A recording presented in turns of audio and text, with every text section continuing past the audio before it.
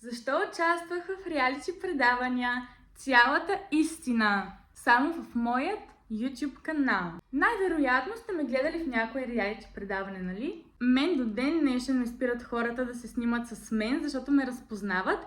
Разбира се, не всички от реалити предаванията. Някои хора си ме разпознават най-вече от TikTok. Все пак аудиторията ми там е най-голяма. Сега ще ви разкажа накратко моето истинско мнение и накратко защо се записах. По принцип, аз винаги съм мечтала да бъда известна. Като малка много исках да се развия като певица, пяла съм в хор, в еврейския дом на сцена съм пяла, на песни на иврит, играла съм балет, на сцена съм се изявявала много пъти и като малка мечтаях да се развия повече като певица или актриса, но понеже започнах тези неща да ги правя наистина от много ранна детска възраст, говоря ви от 7-8 годишна и вече на 11-12 години поради здравословни причини ми се наложи да ги прекъсна. Но аз все още пазя това хубаво чувство да се показвам пред хората и чак когато бях на 19 години реших да се запиша в първото реалити предаване, което е Green Masters.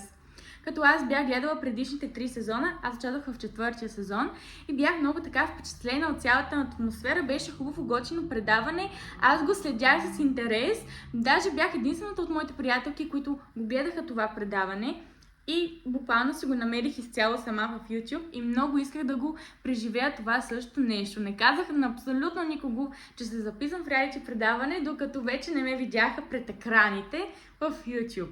Предаването за мен беше хубаво, нямах нито един конфликт с никого, обаче получих едно голямо разочарование, вече след като беше излъчен сезона.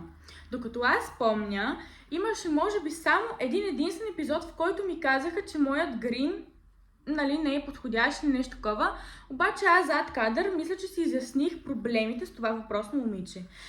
Уви, завистта няма граници и явно проблемът е бил далеч по-голям от просто един мой грим. Още тогава за първ път се сблъсках с това някой да се конкурира с мен и да се сравнява и разбира се да бъде злобен и да си избива комплексите. Хората явно са по-отворени да ти говорят зад гърба, отколкото наистина да си изговорят какъв е проблемът реално в случая с мен. И излъча се това предаване и аз виждам на синхрони 2-3 участника нещо малко в повече така ми дъвчат името. Ще ви разкажа малко по-късно как го върнах на един от тях. И реално мен ме поканиха пак в едно такова подобно предаване, но по-нататък във видеото ще ви доразкажа. Това беше лятото на 2023 година и октомври 2023 същата година се записах в може би най-всъщност популярното предаване, което до сега съм била, а именно Miss Plus Size. Като аз смятам за себе си, въпреки целият тормоз, психически натиск и като цяло насилие върху мен, аз всъщност взех много ползи след предаването, като рязко ми се дигнаха последователите, гледанията, най-вече в TikTok. Аз почнах да качвам по-често. Още тогава започнах да правя първите ми истински колаборации с брандове, да ме харесват хората, въпреки че участничките вътре не ме харесаха, но някакси това ми помогна по-така да изпъкна и дори до ден днешен да виждам колко добри резултати съм постигнала. Като аз, между другото, имам благодарение на участието ми там, въпреки колкото и коварно да беше там за мен. Имах участие в музикални клипове, покани в подкасти, запознах се с различни хора, които са известни и така нататък, което за мен лично много ме запълни емоционално и до някъде дори сбъднах едни от най-големите си мечти, а именно това да бъда вече разпознаваема личност. Така че аз за себе си съм щастлива и това е най-важното. А хората, които са били преди злобни към мен, им пожелавам сега да видят колко съм успешна, защото се накъсах да покажа, че не съм това, което те са си мислили тогава, че съм. И това ми помогна много да се развия и да се мотивирам и да покажа, че съм много повече. Така че всеки, който иска да ме сложи в някакви негови рамки и си мисли, че аз съм по-малко от него, очевидно се объркал и определено сега съм много по-добре, отколкото са те. Всеки си знае кой е. А на моите последователи благодаря, че ме следвате и ми давате тази увереност. Освен това, в този YouTube канал смятам и без това да говоря по теми, в които така или иначе времето в TikTok и в Instagram би ме ограничило. Тук в YouTube мога да кача дори видео до 1 час, че дори 2 часа и смятам да говоря по теми, които са свързани точно с това как да се справим с завистта, тормоза, насилието и като цяло всички негативни и фалшиви хора, които можем да срещнем в нашия живот. Аз не вярвам да има човек, който да е успешен и да не е срещнал поне няколко човека такива, които да са искали да вземат те от това, което той има вътре в себе си. И между другото, хората, които са злобни и завиждат, не е нужно те да ни го казват. Понякога доста голяма част от тях са всъщност хора, които се правят на наши приятели и никога не го казват това директно, ами по някакви други начини се опитват да ни подскажат дали с техни действия, че всъщност ние имаме нещо, което те искат да имат, а те всъщност искат да ни го вземат това нещо. И най-лесният начин всъщност е да го накараш човека от среща да се чувства по някакъв начин потиснат или гадно, или пък по някакъв начин просто да злоупотребят с неговото присъствие. Слава Богу, живота ме е спасил от това да имам такъв характер и различни неща, които съм правила като избори. Именно това да съм добър човек или пък дори да се обръщам понякога към Бога и да съм благодарна за всичко, което ми дава. Не съм станала толкова злобна, че да искам нещо чуждо или да искам да съм като някой друг или просто да завиждам и заради това да бъда някаква злобарка. И съм благодарна, че всичко, което съм постигнала, съм го направила. Разбира се, имам още неща, които искам да постигна в живота. Все пак съм млада и пътя е към мен. Пък дали ще в реалити предаване или в живота, важното е накрая просто резултатът да бъде хубав за мен. Насилието може да бъде не само физическо, той може да бъде психическо, вербално, с заплахи. Даже по принцип хората, които са гледали Miss Plus Size, бях се очудила колко голям процент от хора подкрепяха тогава Виктория и Анджелина, въпреки че в коментарите в YouTube хората защитаваха предимно мен. Имаше една друга участничка, която така го играеше да ми е приятелка, пък всъщност да не ми е реално приятелка и тази дори беше и победителката в реалитито. И аз не можах да си обясна, добре, хората реално наистина ли гласуваха за тези жени? Аз даже се очудих, че тогава те имаха дори повече гласове от мен, при положение, че може би пред камери са го изиграли, че аз съм тази, която ги е дразнила, при положение, че аз много добре си спомням, че винаги съм била добронамерена, с добро сърце, не съм казала нищо лошо на никого в началото изобщо и изведнъж те се наговориха срещу мен да ми правят мръсно и да ме злепоставят пред хората. Винаги съм била честна, искрена и накрая какво се случи? Аз изтърпях най-много натиск. Защо? Защото просто имам добро сърце, а не съм мръсна като останалите. Аз имах едно участие в Илан Петър, пак се послужих от продуцента, бях си направила между другото преди това OnlyFans, поканиха ме заради това, че имам OnlyFans в едно интервю блондинка и общо направих ни такива мои участия 2, в които просто говоря за нещо, което аз реално не го смятам за правилно, но го направих просто защото исках да се разсея от тези драми в Miss Plus Size и да направя нещо друго, с което едва ли не да се разсея сама себе си. Общо взето, за да заменя нещо лошо, го замених с друго лошо нещо, от което второто лошо нещо вече зависи изцяло от мен и на мен ми трябваше просто малко да го махна, да го изтрия и в случая този OnlyFans и сега да си занимавам само с това, което всъщност винаги съм искала да се занимавам, а именно с грим, красота, мода, да съм инфлуенсър в социалните мрежи, да работя с брандове и като цяло вече да си направя YouTube канал, в който хората всъщност действително да се запознаят с мен каквато съм аз. И вече си обещавам на себе си, никога не слушам продуценти, да слушам изцяло себе си и това е най-големият ми урок, да бъда точно себе си, без да искам да съм в образа на някой друг или пък като цяло да съм човекът, който някой друг си мисли, а всъщност аз да съм съвсем различна. Но минало за минало, аз лично смятам, че ако просто в Miss Plus Size не бях обръщала внимание на тези неща, бях гледала само себе си, може би моето участие ще да бъде много нормално, но в същото време нямаше да имам пък този скок в социалните мрежи, който имах тогава и може би нямаше да имам тази аудитория, която имам. Въпреки че не се знае, може би пак ще да имам аудитория, качвам различно съдържание и доста голяма част от хората, които ме следват, те ме следват заради самата мен в същото време, но нали не знам. нали, няма как да го знам това нещо, но според мен най-важното нещо е сега, като съм малко по-зряла и съм малко по-пораснала, на 23 години съм и съм си взела някои пулки уроци, вече знам със сигурност, че няма нищо по-важно от моят вътрешен глас, какво ми казва, а не другите гласове, които очевидно са лъжливи и не трябва да ги слушам. Крайна сметка има едно много важно нещо за реалити предаванията и че то е, че не очаквайте да станете звезди за винаги след като излезете от реалити предаване. Славата, както идва, тя си и тръгва. Ако не се поддържа, тя отихва. И много лесно хората ви забравят. Даже някой, докато течеше предаването, вече имаше участници, които бяха забравени. Така че може да си представите колко бързо отива славата. В наши дни трябва наистина човек да има нещо интересно в себе си и вълнуващо, за да задържи хората. Ако нямаш и си въздух по налягане, балона си отива, пуква се и ти си чао. Затова трябва човек да знае каква стойност може да донесе на хората, за да може те изобщо да го гледат. За да аудиторията е активна, трябва и инфлуенсъра да бъде активен. Пък и като човек, който учи маркетинг и посещавам допълнителни семинари за инфлуенсър маркетинг, като цял дигитален бизнес, мога да ви разкажа много неща, които съм научила и да ви бъдат полезни, така че не забравяйте да се абонирате за канала ми, за да не изпускате бъдещите интересни неща, които ви очакват. Съдържанието в наши дни толкова бързо се консумира. Ти виждаш една снимка в Instagram и след 5 минути си я забравил, защото си видял още поне 10 публикации една след друга.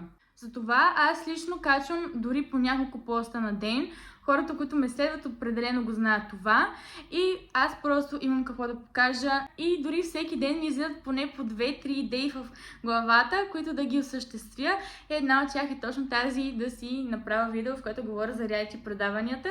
И в момента чак реших да го направя това видео, а го мисля от няколко седмици. Аз между другото съм, разбира се, не само активна в социалните мрежи, ами и в живота.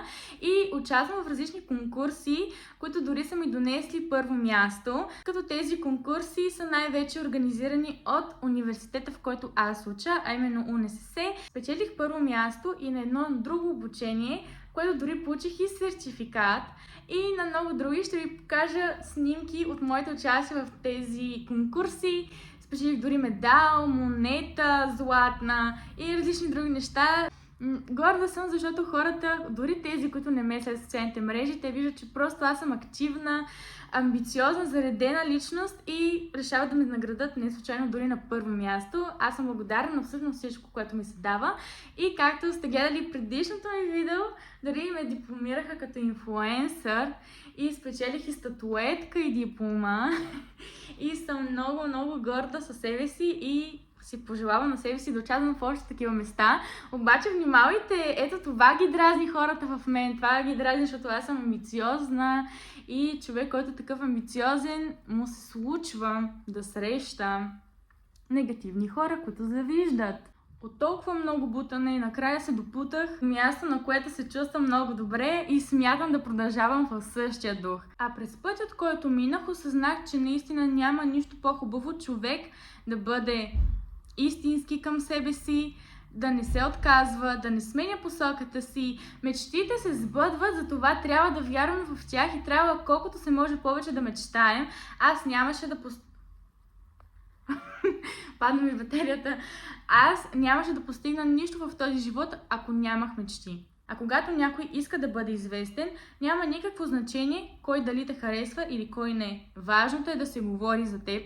И аз това съм го усетила от първо лице и ви казвам, че това е истина. Хората се впечатляват най-вече от истински качества, които притежава дадения човек и таланти, умения, които той има.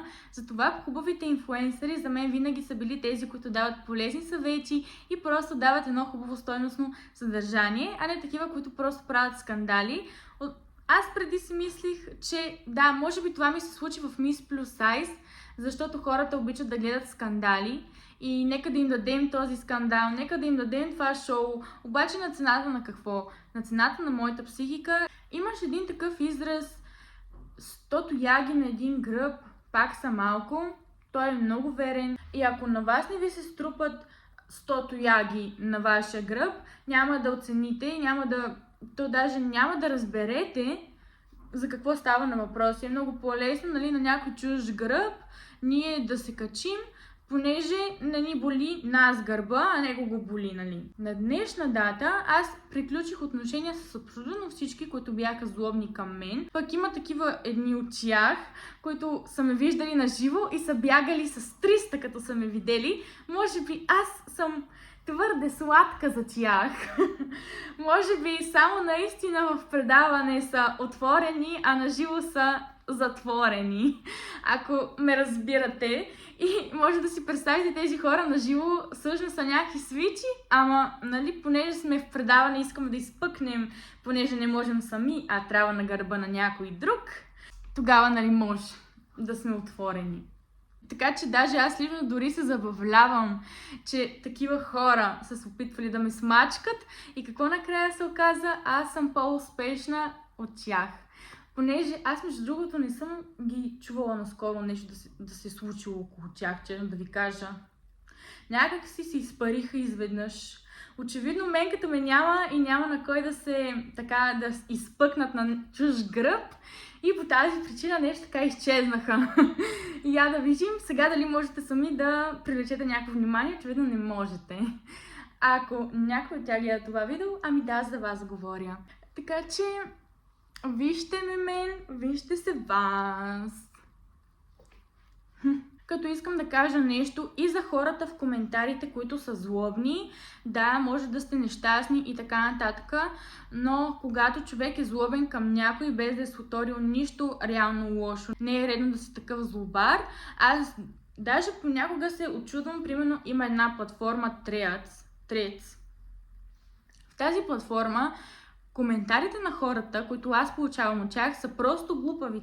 Те си мислят, че ми правят някакъв хейт, който би ме засегнал, но тези коментари са просто глупави от сорта ти що си инфлуенсър и ни изпраща снимка на някаква жена, която е на нивата. И че това било всъщност работа. Значи това първо, ако смяташ за истинска работа това да си в някакви жеги и да береш слънчогледи, примерно, или де да знам, и това го наричаш истинска професия, добре, работи го това. За мен пък професията, която аз харесвам, е да съм инфлуенсър, да съм гримьор и живот и здраве, като завърша университет, да се занимавам с нещо по-професионално в някоя корпоративна среда.